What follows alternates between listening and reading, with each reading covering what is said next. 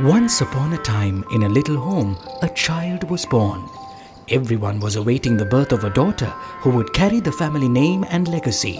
But it was a son that arrived, and the whole family was so disappointed. Oh dear, now we will have to worry about gathering a dowry, the mother contemplated. A boy will eventually belong to another family, but is it fair for us not to care for him as much?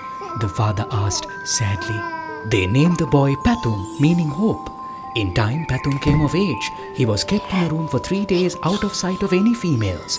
Finally, he was given a special bath and a small celebration was held. At his big boy party, Pathum got more advice than gifts. Now be extra careful. You can't get caught to these girls. You must look after your reputation more than your life. You must always dress with modesty in mind. Pathum's ears were filled with such advice. Though he didn't take it all seriously at first, as time went on, he began to understand that they were right.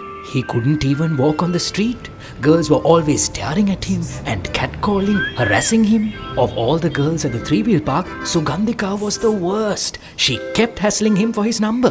When she didn't get it, she made up cruel rumors about him. She put Pathum's face on the photo of a half-naked man and shared it on the internet. This made life extremely difficult for Pathum. Am I to pay for their frustrations? Pathum cried in exasperation. This is what it's always like for boys, said his best friend Situm, comforting him. How unfair is this? Can't go by bus, can't walk on the street. A boy can never do what a girl can. Pathum was so sick of being a boy. When he fell in love, Pathum couldn't even marry his sweetheart Nimali.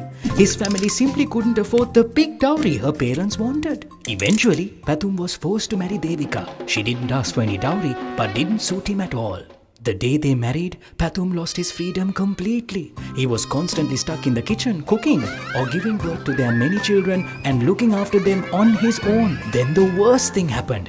Devika stopped Pathum from going to work and asked him to stay at home. When he remembered his years of studying, Pathum became very sad. The days Devika came home drunk, she would use any excuse to hammer Pathum. There were fights at home every day. This is what it's like to be a boy, sighed Pathum. Is this story familiar to you?